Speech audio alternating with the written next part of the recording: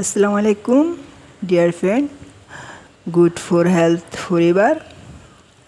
परिंदा बहुत खूबसूरत हवा में उड़ती है।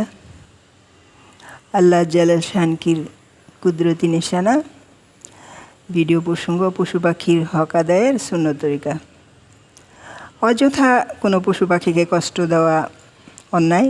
যেমন পাখির বাসা থেকে বাচ্চাদেরকে নিয়ে এসে তাদের বাবা মাকে কষ্ট দেওয়া, এটা নিষ্ঠুরতার পরিচয়। মেশকাত শরীফ 307 পৃষ্ঠা। যেসব পশু পাখি দ্বারা মানুষের কোনো কাজ হয় না, তাদেরকে আটকে রেখে তাদের জন্মগত স্বাধীনতা নষ্ট করা বৈধ নয়।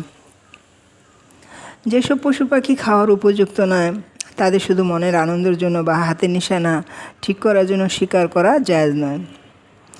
যেসব পশু দ্বারা কাজ নেওয়া হয়, তাদের শক্তির যে অতিরিক্ত কাজ তাদের দ্বারা না নেওয়া। কোনো জানোয়ারকে জবাই করতে হলে বা কষ্টদায়ক হওয়ার কারণে হত্যা করতে হলে ধারালো অস্ত্র দ্বারা শান্ত বিশিষ্টভাবে যত তাড়াতাড়ি সম্ভব জবাই করা। জীবজন্তুকে গালিগালাজ না করা।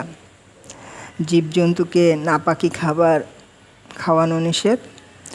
রাসূলুল্লাহ সাল্লাল্লাহু আলাইহি সাল্লাম বিভিন্ন হাদিসের ইরশাদ করেছেন যে জীবজন্তুর ব্যাপারে তোমরা আল্লাহকে ভয় করো। ইসলাম মানুষের ন্যায় প্রাণীদের সাথে সদ্ব্যবহার নির্দেশ দেওয়া হয়েছে।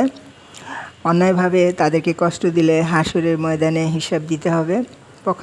পক্ষান্তরে তাদের সাথে সদ্ব্যবহার করলে নাজাতের উসিলা হতে পারে।